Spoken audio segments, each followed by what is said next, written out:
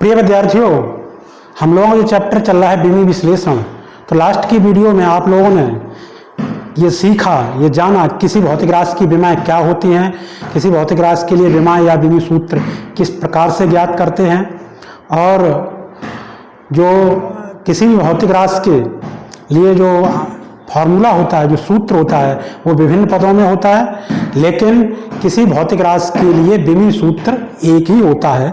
जैसे ऊर्जा के अनेक रूप होते हैं। गतिज ऊर्जा का फार्मूला होता है K बराबर हाफ mv²।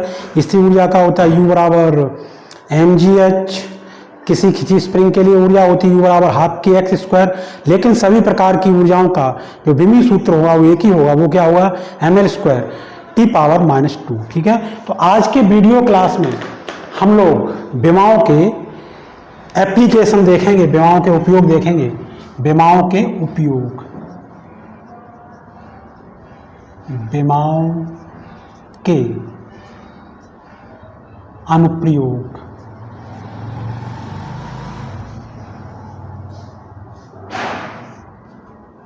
एप्लीकेशंस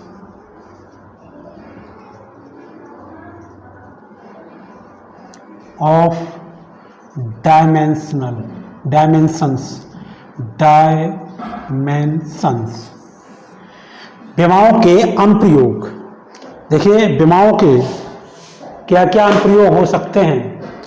नंबर 1,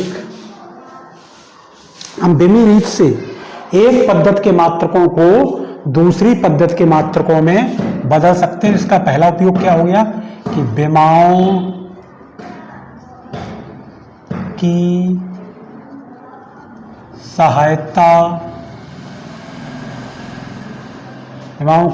सहायता से एक पद्धति के मात्रकों को दूसरी पद्धति के मात्रकों में बदल सकते हैं। एक विमाओं का उपयोग हो गया कि विमीय रीत से हम एक पद्धति के मात्रकों को दूसरी पद्धति के मात्रकों में चेंज कर सकते हैं, बदल सकते हैं। तो ऐसे हम जानते हैं कि 1 मीटर बराबर कितना होता है, 100 सेंटीमीटर बराबर कितना होता है, ये बराबर होता है 1000 मिलीमीटर। ठीक, तो आप यहां से क्या देख रहे हैं, हम ये देख रहे हैं कि किसी भौतिक राशि का एक पद्धति में आंकिक मान एवं संगत मात्रक का गुणनफल किसके बराबर होता है, दूसरी पद्धति में उसके आंकिक मान एवं संगत मात्रक का गुणनफल के बराबर होता है। आप ये देख रहे हैं जब मात्रक छोटा होता जाता है, देखिए ये मीटर बड़ा मात्रक है लंबाई का, सेंटीमीटर छोटा मात्रक है। जब मात्रक छोटा होता जाता है तो उसका आंकिक मान क्या होता है, बड़ा हो जाता है। अगर हम ये मान लें कि एक पद्धति में आंकिक मान n1 और संगत मात्रक u1 और दूसरी पद्धति में ये n2 u2 और इसी तरीके से तीसरी पद्धति में n3 u3 हो, तो आप क्या देख रहे हैं कि किसी भौतिक राशि के लिए जो आंकिक मान होते हैं वो और संगत मात्रकों का एक पद्धति में जो गुणनफल होता है वो दूसरी पद्धति में आंकिक मान एवं संगत मात्रक के गुणनफल के बराबर होता जाता है, दूसरी में तीसरी में। ठीक, या हम इसको ऐसे कह सकते हैं कि n u बराबर नियतांक। ठीक, ये बात यहां से स्पष्ट हो रही है कि किसी भौतिक राशि का एक पद्धति में आंकिक मान एवं उसके उस पद्धति में संगत मात्रक का गुणनफल एक क्या होता है, नियतांक होता है। ठीक, ये हम लोग पीछे पढ़ चुके हैं। तो इस फार्मूले की सहायता से हम जो है एक पद्धति के मात्रकों को दूसरी पद्धति के मात्रकों में चेंज कर लेंगे। कैसे चेंज करेंगे, एक एग्जाम्पल की सहायता से समझते हैं। एक एग्जाम्पल की सहायता से इसको समझ रहे हैं।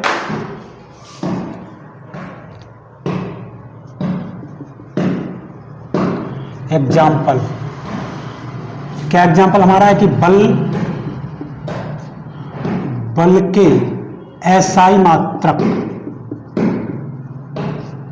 न्यूटन को सीजीएस मात्रक डाइन में बदलना। हम इसका उपयोग करते हुए बल का एक पद्धति में एसआई पद्धति में मात्रक है न्यूटन, उसको सीजीएस पद्धति के मात्रक डाइन में बदलेंगे। देखिए किस तरीके से बदलेंगे। हमने क्या बदलना है, न्यूटन को बदलना है। कि न्यूटन एसआई पद्धति में मात्रक हो गया किसका, बल का। तो हम जानते हैं कि बल का विमीय सूत्र, बल का विमीय सूत्र क्या होता है, आपने अभी पढ़ा था, ml⁻²। ये बल का विमीय सूत्र होता है। ठीक है, अब देखिए हम ये सूत्र लगाएंगे। हम जानते हैं कि किसी एक पद्धति में किसी भौतिक राशि के आंकिक मान एवं संगत मात्रक का गुणनफल किसके बराबर होता है, दूसरी पद्धति में आंकिक मान एवं संगत मात्रक के गुणनफल के बराबर होता है। यहाँ पे आप देखिए हमको कितना बदलना है, न्यूटन को, मीन्स एक न्यूटन को। तो यहाँ N1 बराबर 1 न्यूटन, ठीक, इसको बदलना है।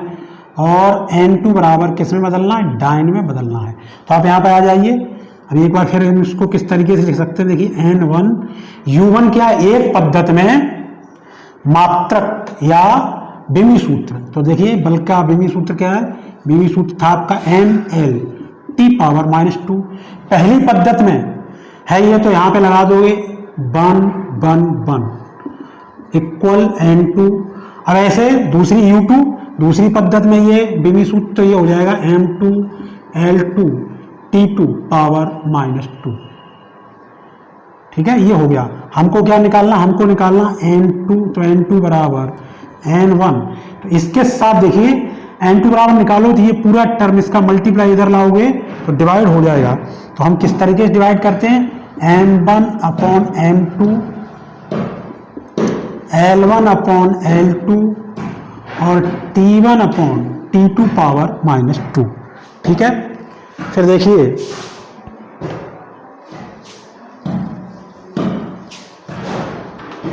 यहां से आप देखिए N2 बराबर N1 का मान 1 है और M1 क्या चीज है, ये M1 ये द्रव्यमान का मात्रक है। कौन सी पद्धति में, एसआई पद्धति में। तो एसआई पद्धति में द्रव्यमान का मात्रक क्या होता है, किलोग्राम। ठीक है, और ये M2 क्या है, ये द्रव्यमान का मात्रक है कौन सी पद्धति में, सीजीएस पद्धति में। तो ये क्या होता है, ये ग्राम होता है। ऐसे इधर आ जाओ, L1 क्या है, एसआई पद्धति में लंबाई का मात्रक क्या होता है, मीटर। और L2 क्या है, सीजीएस पद्धति में लंबाई का मात्रक क्या होता है, सेंटीमीटर। फिर इसके बाद T1 एसआई पद्धति में समय का मात्रक सेकंड होता है और सीजीएस पद्धति में भी समय का मात्रक सेकंड होता है। इनकी पावर -2 हो जाएगी। अब आप यहाँ देखिए किलोग्राम, 1 किलोग्राम में कितने ग्राम होते हैं, 1000 ग्राम अपॉन ग्राम।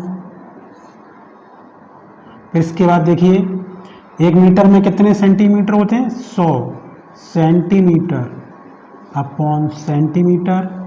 फिर ये सेकंड से सेकंड कट जाएगा तो क्या है, 1 की पावर -2।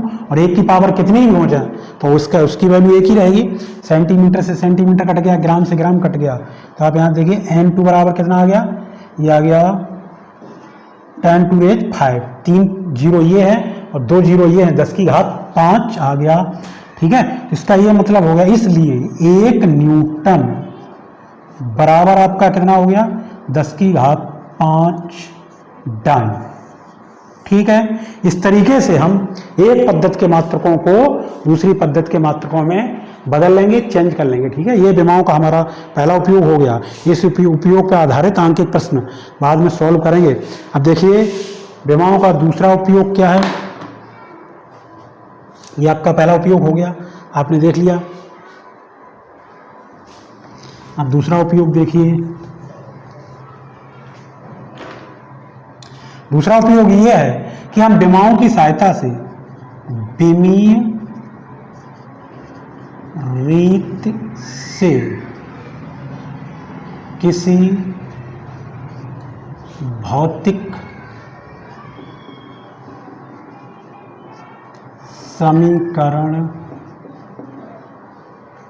समीकरण की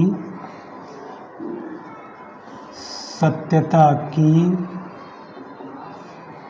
जांच करना।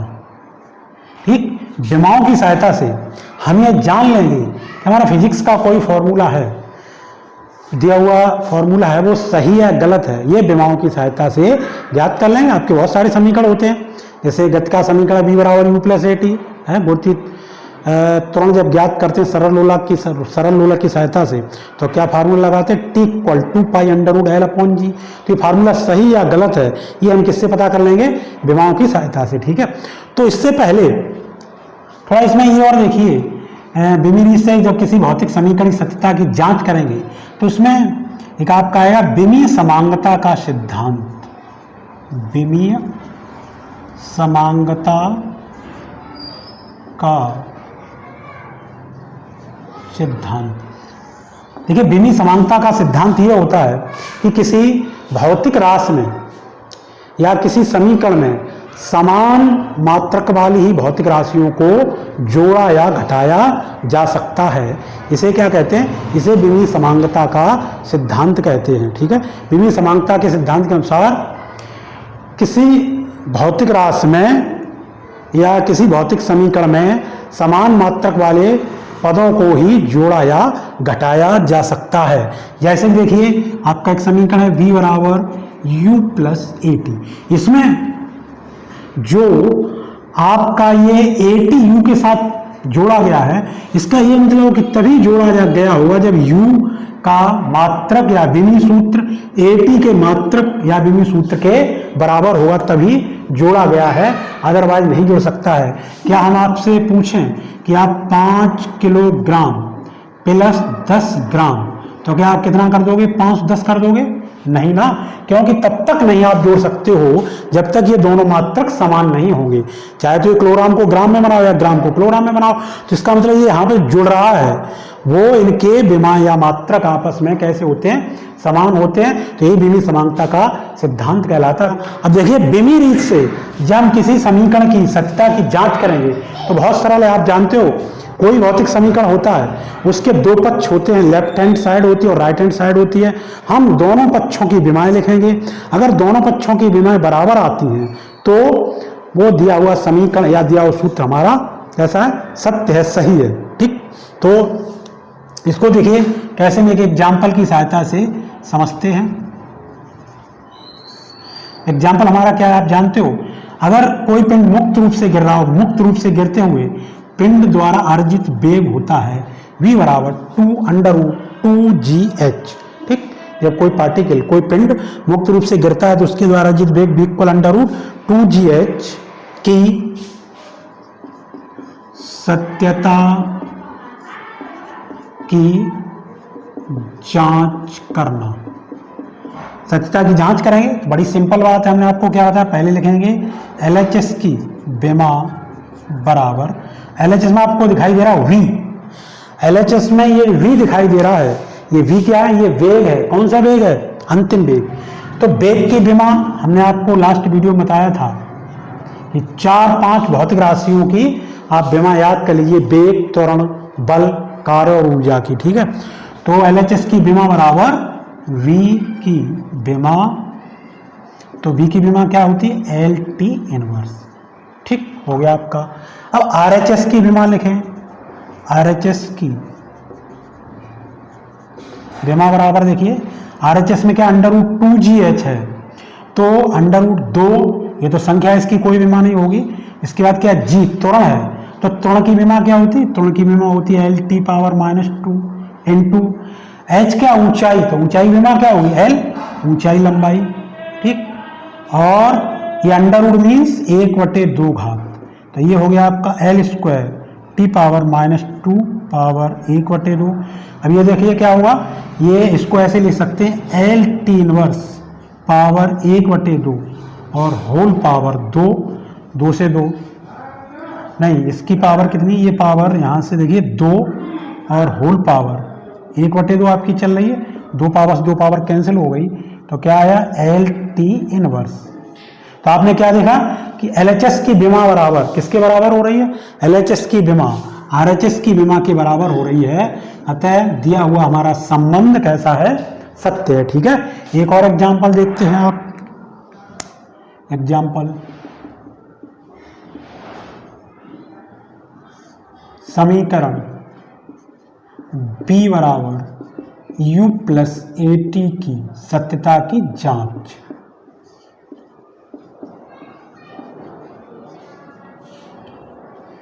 ठीक है, इसकी सत्यता की हमें जांच करनी है कि ये समीकरण सही या गलत है। देखिए सबसे पहले क्या करें, LHS की बीमा बराबर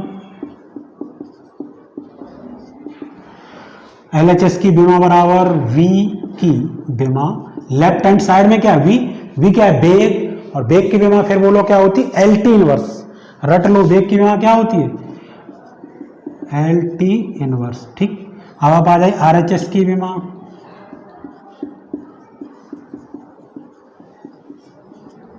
RHS की बीमा बराबर, RHS में आप देखिए एक U है और AT है, तो RHS में ये दोनों जुड़ रहे हैं।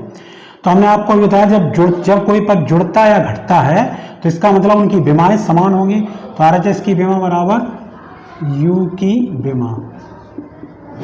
ठीक, U क्या अंतिम, जो U क्या ये U जो है वो प्रारंभिक वेग है और V अंतिम वेग होता है। ठीक, तो U की बीमा आप देखिए क्या हो गई, ये हो गई LT इनवर्स। फिर आप देखिए पुनः RHS की बीमा बराबर, RHS में एक पद और है जो प्लस हो रहा है, वो क्या है AT की बीमा। तो ये भी यहाँ पे देख लेते हैं, एक त्वरण है, त्वरण की बीमा क्या होती है LT पावर -2 इंटू T, तो ये कितनी आ गई LT इनवर्स।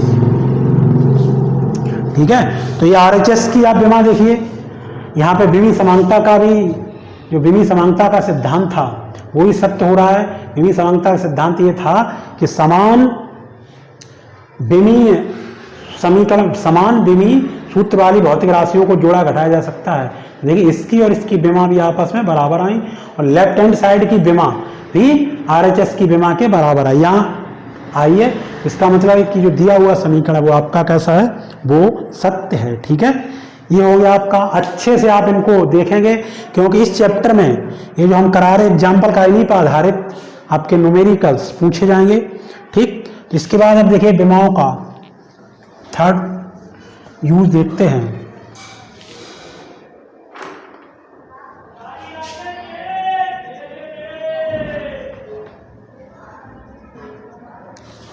देखिए तीसरा उपयोग क्या है,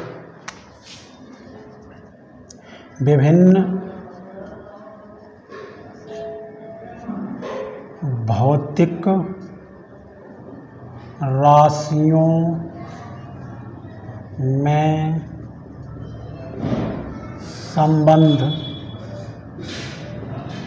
संबंध स्थापित करना। ये आपका थर्ड यूज है कि फिजिक्स में जो बहुत सारी भौतिक राशियां हैं उनमें हम संबंध स्थापित कर सकते हैं। देखिए अगर हमें यह ज्ञात हो कि अमुक भौतिक राशि किन किन राशियों पर निर्भर करती है, तब उनके बीच संबंध स्थापित कर सकते हैं। किसकी सहायता से, विमाओं की सहायता से। ठीक है, हमें मालूम होना चाहिए ये भौतिक राशि किन किन राशियों पर निर्भर करती है, तब हम उन भौतिक राशियों के बीच एक संबंध स्थापित कर सकते हैं। कैसे, इसको एग्जाम्पल की सहायता से समझेंगे। देखिए सरल लोलक के आवर्तकाल, सरल लोलक के आवर्तकाल के सूत्र की स्थापना। सरल लोलक का जो आवर्तकाल होता है, सरल लोलक क्या होता है आप लैब में देखेंगे। अगर हम किसी भारी धातु जैसे कि पीतल की एक छोटी सी गोली को लेकर के किसी धागे से, लचकदार धागे से या डोरी से बांध दें तो ये सिस्टम क्या कहलाता है, सरल लोलक कहलाता है। और बांध करके आप उसको माध्य से एक बार छोड़ करके और दोलन करा दें तो एक दोलन में लगा समय क्या कहलाता है, उसका आवर्तकाल कहलाता है। तो आवर्तकाल के लिए हम संबंध या सूत्र स्थापित करेंगे। देखिए किस तरीके से स्थापित करेंगे कि हमें माना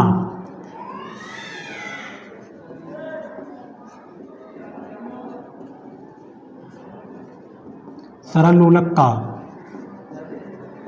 आवर्तकाल T गोलक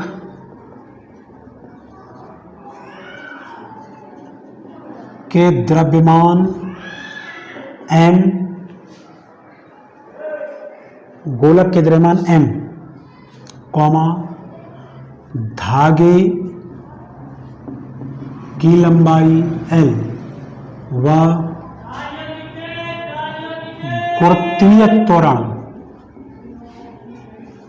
g की क्रमशः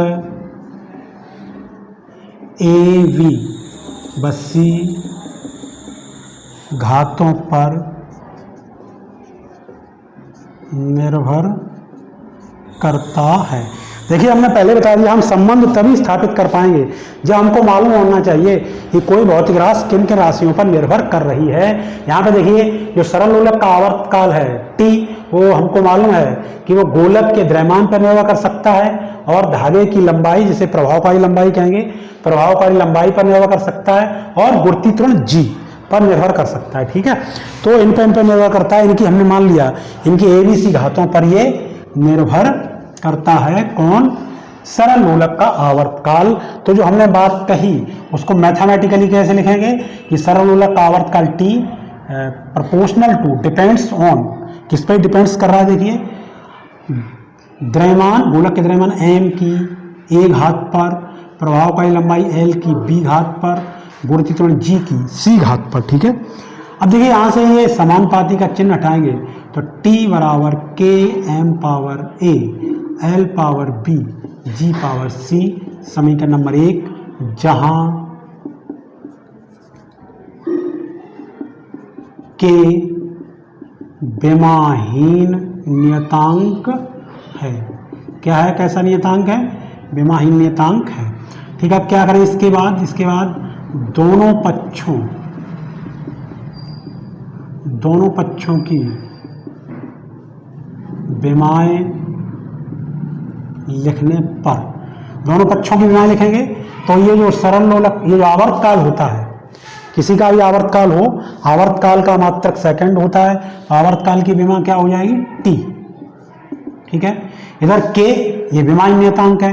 अब आ जाइए M क्या? द्रव्यमान, द्रव्यमान की विमा क्या होती है? M, तो ये हो गया m पावर a, और l लंबाई है इसकी, विमा l ही रहती है, l पावर b, और g क्या? गुरुत्वीय त्वरण इसकी विमा होती है l t घात -2 पावर c। ठीक है, इसके एक बार और लिख लेते हैं। T बराबर ये आ जाएगा आपका m power a, l power b, l power c, t power -2c। ये जिससे आपने, तो ये हो गया। तो और एक बार देख लीजिए, T इक्वल, ये हो गया m power a, l power कितना हो गया? b प्लस c, और t पावर कितना हो गया? -2c। ये इतना आ गया आपका है। ये करने के बाद अब क्या करना है? समान आधार वाली घातों की तुलना करने पर, समान आधार वाली घातों की तुलना करने पर, समान आधार वाली घातों की तुलना करिए। तो देखिए जैसे कि इधर एक आधार है m, m के ऊपर पावर a है, इधर m है ही नहीं, या हम लिख नहीं सकते m पावर 0। तो जब तुलना करेंगे, देखिए आधार समान है तो इनकी पावर भी समान होगी, तो a बराबर 0 आ जाएगा। ठीक है, इस तरीके से आप देखिए इधर l के ऊपर पावर कितनी है? b प्लस c, और इधर l नहीं है, जब l है ही नहीं, या आप लिख सकते हैं l पावर 0, तो l के ऊपर इधर पावर लेफ्ट हैंड साइड में कितनी? 0। इसको इक्वेशन फर्स्ट, इनको रोमन में हम लोग डाल लेंगे। समीकरण एक तो हमारा वो है फर्स्ट, सेकंड। अब देखिए इसी तरीके से t के ऊपर पावर कितनी है? -2c, और इधर t के ऊपर पावर कितनी है? 1, तो 1c इक्वल -1/2, ये हमारा क्या हो गया? थर्ड।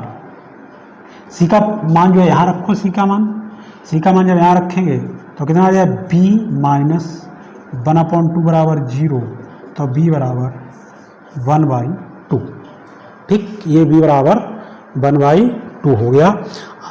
अब हम लोगों ने देखिए जो हमारी भौतिक राशियां थी उनके ऊपर जो घातांक माने थे ए बी सी, उनकी वैल्यू हमने पता कर ली, उनके मान हमने निकाल लिए। इन मानों को कहाँ रख देंगे? इन मानों को समीकरण 1 में रख देंगे। ठीक है, किसके मान? A B C, A comma B comma C के मान समीकरण 1 में रखने पर रखो समीकरण 1 में, तो t बराबर k m power 0 l power b का मान कितना है? 1/2 और g पावर c का मान कितना आया था? -1/2। तो t equal k m power 0, किसी की पावर 0 होती है उसका मान कितना हो जाता है? 1, तो ये 1 हो गया।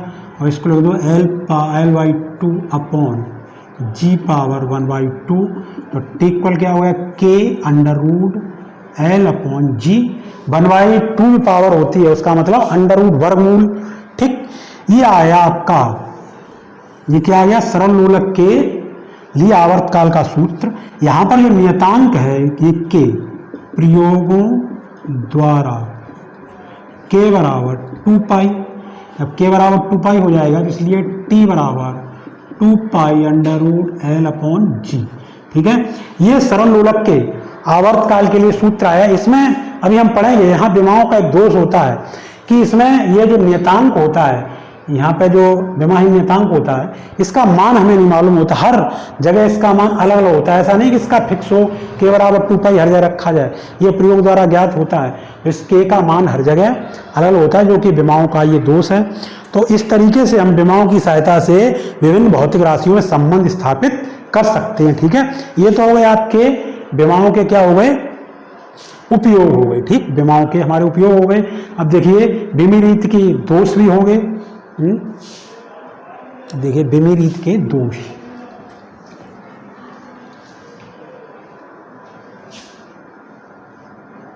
विमीय रीत के दोष, विमी रीत के दोष, लिमिटेशंस भी कुछ होंगी हैं, दोष या सीमाएं, दोष या सीमाएं, लिमिटेशंस। विमाओं की कुछ लिमिटेशंस हैं। ठीक है, क्या क्या विमाओं की लिमिटेशंस हो सकती हैं कि विमी रीत से, नंबर 1 देखिए, हम विमी रीत से किसी भी ऐसे भौतिक समीकरण की स्थापना नहीं कर सकते हैं। मतलब विमी रीत से हम ऐसे किसी भौतिक समीकरण की स्थापना नहीं कर सकते हैं जिसमें 3 से अधिक भौतिक राशियां हों। यहाँ पे आप देखिए आपका जो सूत्र आया, इसमें कितनी भौतिक राशियां? 1 2 3, 3 ही हैं। अगर 3 से अधिक भौतिक राशियां होंगी तो ऐसे किसी समीकरण की हम स्थापना नहीं कर सकते हैं। ठीक, पहली बात ये हो गई। दूसरी बात ये हो गई कि हम विमी रीत से प्लस या माइनस या मतलब जोड़ने या घटाने वाले भौतिक समीकरणों को स्थापित नहीं कर सकते हैं। जैसे ये आपका भौतिक समीकरण है b बराबर u प्लस ए टी, इसमें बीच में प्लस का साइन आ रहा है, या s बराबर U T plus half A T square. तो इस तरीके के समीकरण हम विमाओं की सहायता से ज्ञात नहीं कर सकते हैं। अगला देखिए विमी रीत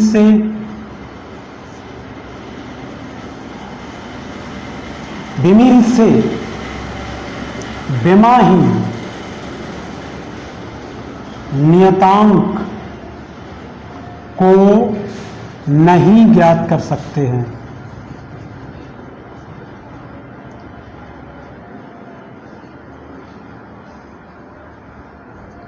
ठीक, विमी रीत से देखिए, जैसे यहां पर ये विमाही नियतांक आया था, इसका मान ज्ञात नहीं किया जा सकता है। ठीक, और देखिए विमाओं की सहायता से हम चरघातांकी ऐसे भौतिक समीकरण, जैसे चरघातांकी वाले, चरघातांकी e की पावर x, इस तरीके के समीकरण आते हैं, आप आगे पढ़ोगे। चरघातांकी, लघुगणकी, लघुगणकी यानी लॉग वाले। ऐसे आप फिजिक्स में बहुत समीकरण पढ़ोगे जिनमें लॉग आएगा, ठीक, अथवा त्रिकोणमितीय अनुपात, त्रिकोणमितीय अनुपात, त्रिकोणमितीय अनुपात मीन साइन कॉस टेन आदि। देखिए जो भौतिक समीकरण चरघातांकी श्रेणी वाले हों या लघुगणकी लॉग्स, उसमें उन समीकरणों लॉग आया हो, या उन समीकरणों में त्रिकोणमितीय रेशियो हो, जैसे साइन थीटा कॉस थीटा हो, और से आपके त्रिकोणमितीय रेशियो वाले में y बराबर a साइन ओमेगा टी, ये आपका फॉर्मूला है, ये भौतिक समीकरण है। तो इसके ऐसे समीकरणों की हम स्थापना बीमी रीत से नहीं कर सकते हैं, ठीक है, या कि समीकरण लॉग आता है उसकी स्थापना नहीं कर पाएंगे, या चरघातांकी श्रेणी आती है e power x, e power minus x आदि, तो भी हम उन समीकरणों को विमाओं की सहायता से स्थापित नहीं कर सकते हैं, ठीक है। ओके, आज की क्लास को ये स्टॉप करते हैं, ठीक है।